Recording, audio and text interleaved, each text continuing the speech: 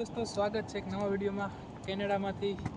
અને હવે અત્યારે હું તમને આ વિડીયોમાં બતાવવાનું છું કે અહીંયા જે બસમાં પબ્લિક ટ્રાન્સપોર્ટ હોય છે એમાં આપણે કેવી રીતના ટ્રાન્સપોર્ટ કરવાનું હોય છે.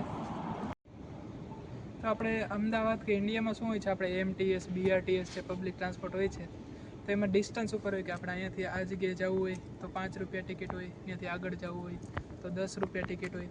પણ અહીંયા એવું નથી હોતું, અહીં તમારે ગમે ત્યાં જવું હોય. કમ્પલસરી જો તમારી પાસે કેશ હોય તો તમારે કમ્પલસરી $3 અને 25 સેન્ટ. હેલો,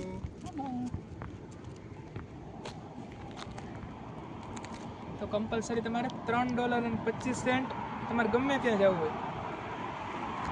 નહીં, તમારે ગમે ત્યાં જવું હોય $3 અને 25 સેન્ટ એટલા રૂપિયાની ટિકિટ લ્યો એટલે તમારે 1.5 કલાક સુધીનો તમારી ટિકિટ વેલિડ ગણાય.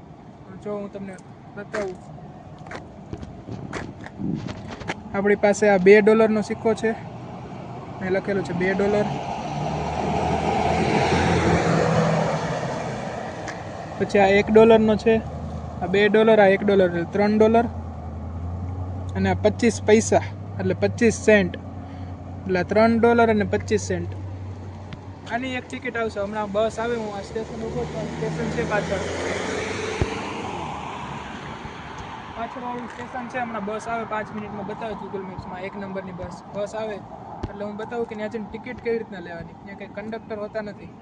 અને જો તમારી પાસે કેશ, આ તો હું અત્યારે નવો આવ્યો છું, મારી પાસે કાર્ડ કે એવું કંઈ નથી માટે કેશનો યુઝ કરું છું. બાકી તમે કાર્ડ કાઢવી શકો, આપણે પાસ કેવી રીતના હોય એવી રીતના કાર્ડ કાઢવી શકીએ, તો કેશ કેરી કરવાની જરૂર નહીં. પણ અત્યારે એવું મારી પાસે કંઈ છે નહીં તો હું કેશનો યુઝ કરું છું. ને પછી તમને આવે બસ આવે એટલે બતાવું. તો મિત્રો, બસ આવી ગઈ છે અને બસની અંદર ચડતા પહેલાં અંદરથી જો કોઈ સિનિયર સિટીઝન હોય તો આવી રીતના જો એ વ્હીલચેર લઈને હોય, જેવો અહીંયા આપણે ઇન્ડિયા જેવું ન, અહીંયા વ્હીલચેર લઈને અંદર બધા બસની અંદર બેસી ગયા હોય.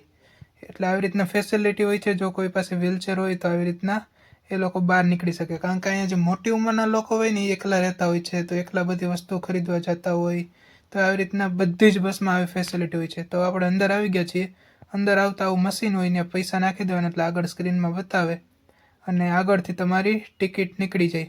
જો તમે વધુ રૂપિયા નાખો તો પછી કંઈ પાછા ન આવે, અને ઓછા નાખો તો બતાવે કે હજી તમે ઓછા નાખેલા છે. તો બાકી હવે $3 અને 25 સેન્ટની ટિકિટ લઈને આપણે બેસી ગયા છીએ બસમાં. અને જો આવી ટિકિટ હોય છે જેમાં લખેલું હોય કે આ ટિકિટ મારી વેલિડ છે 11:34 વાગ્યા સુધી આ ટિકિટ વેલિડ છે. એની પછી મારે કંઈ જવું હોય તો પાછી નવી ટિકિટ મારે લેવી પડશે. તો બસ આવી રીતના તમે બસમાં કેનેડામાં ગમે ત્યાં મુસાફરી કરી શકો છો. આ સિવાય સ્ટેશન ક્યાં પહોંચ્યું એને માટેની એક સ્ક્રીન હોય છે અંદર, એ હું તમને હમણાં બતાવી દઉં. એ પહેલાં તમે બહારનો નજારો જોઈ શકો છો. હવે હું તમને સ્ક્રીનની વાત કરું તો જુઓ, આ ટાઈપની સ્ક્રીન એમાં બતાવે કે હવે નેક્સ્ટ સ્ટેશન કયું છે, એના પછીનું સ્ટેશન કયું છે. તો હવે તમારે જ્યાં પણ સ્ટેશને ઉતરવું હોય ને તો એને આગલા સ્ટેશને તમારે દોરી ખેંચવાની. કઈ દોરી? તો કે બસમાં હોય છે, હું તમને બતાવું. માનું કે મારે નેક્સ્ટ સ્ટેશને ઉતરવું છે તો હું દોરી ખેંચું ને તો આવી રીતના જો સ્ટોપ લખેલો આવી જાય એટલે કંડક્ટરને ખબર પડે કે કોઈકે દોરી ખેંચી તો એમને હવે ઉતરવાનું છે. એટલા માટે ત્યાં બસ ઊભી રાખે. જો આ ટાઈપની દોરી હોય છે, કમું દેખાતી નહીં હોય કદાચ. હા, આપણે ઇન્ડિયામાં જોઈએ છે કંડક્ટર દોરી ન ખેંચતા હોય ટિંગ ટિંગ કરવા, એવી રીતના અહીંયા દોરી હોય છે. તો એ આપણે જ ખેંચવાની કે મારે હવે નેક્સ્ટ સ્ટેશને ઉતરવું છે. બધી સાઈડ આવી રીતના દોરી હોય છે.